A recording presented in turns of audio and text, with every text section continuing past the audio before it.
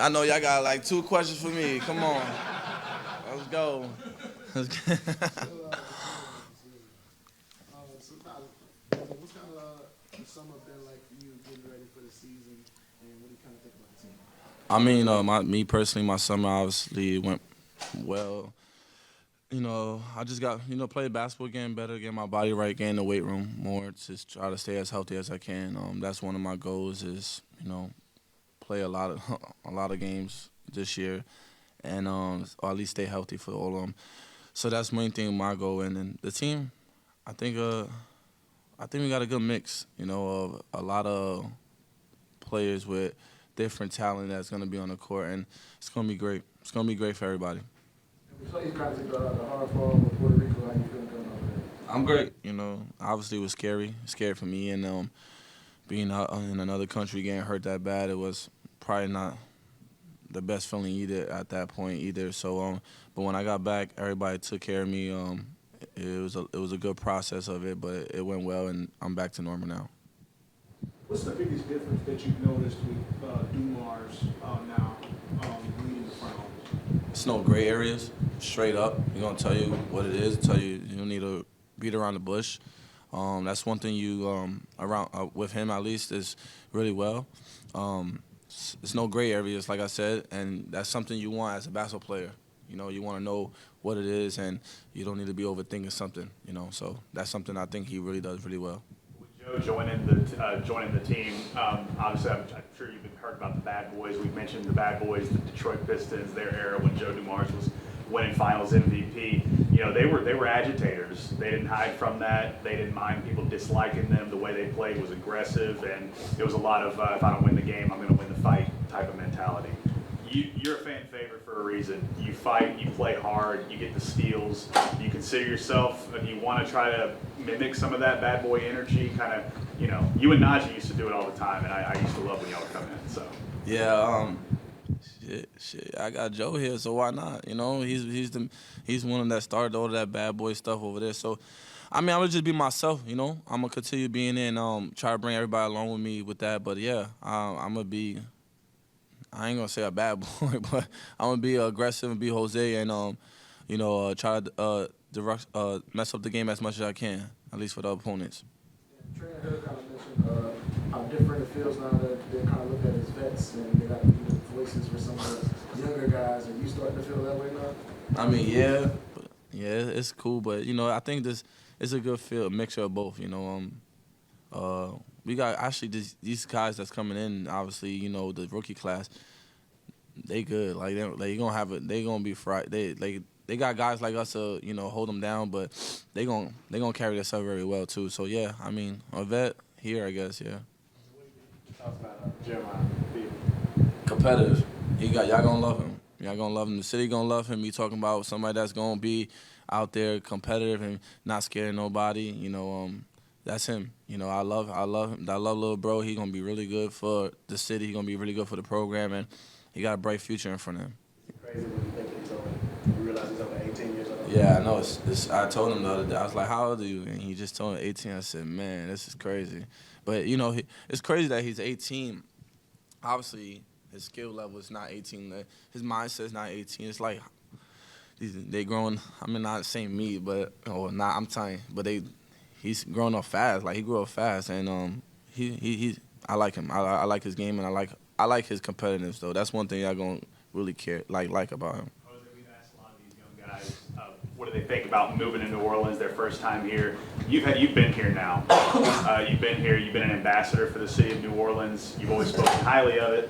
Now you've had time to reflect. Now I don't know what year this is. I can't keep track. But you've been here this whole time. Can you just talk about what New Orleans means to you? And because we have seen these young kids what they think. And I mean, you know better than anybody. What is the city? What does it mean to you? City love, man. New Orleans is about love and care and culture. If you fight for them, they're gonna fight back, and that's one thing I always say about New Orleans. And I always felt welcome when I came here, and still always this is home. I was born in New York, raised in New York, but New Orleans is my second home. I gotta say that because just off the strength of they embrace who I am as a person, and the city is beautiful in the sense of like the culture and everything. So, shout out to Nola, man. They're always showing love. Me, keep my jump shot as much as I can. Make open shots. Be better mentally.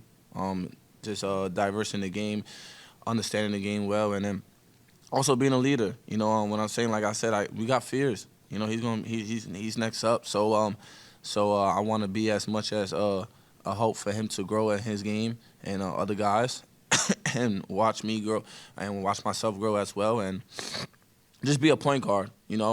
I hear a lot of noise. I hear all that nonsense. Well, we need a point guard. We need a point guard.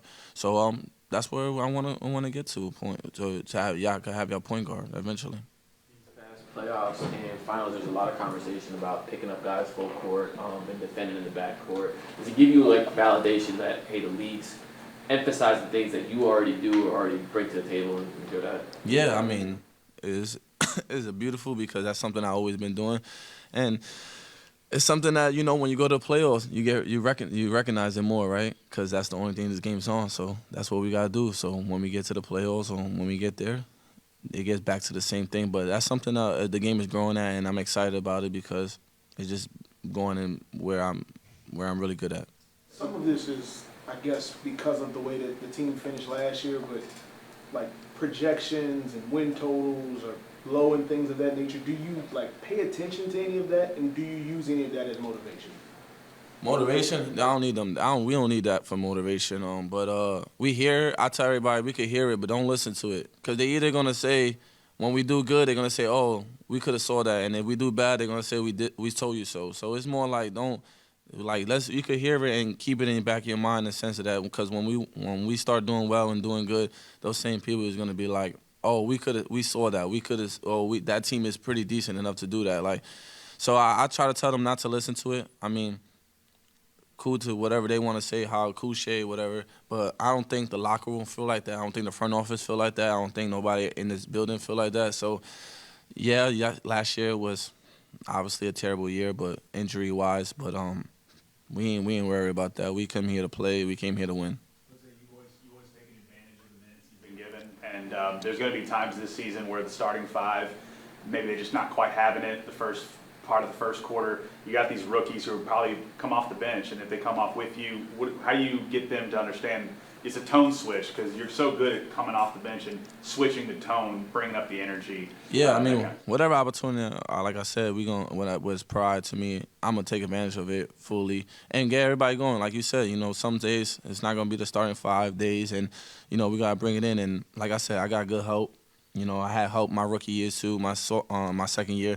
So I got good help on the bench with me. So, yeah, we're gonna take advantage of every minute we can and change the tempo of the game for sure. You're feisty, and you're not you embrace the dirty work and stuff. Was there a player that you modeled your style after? Model my style? Nah, I just looked up to my dad.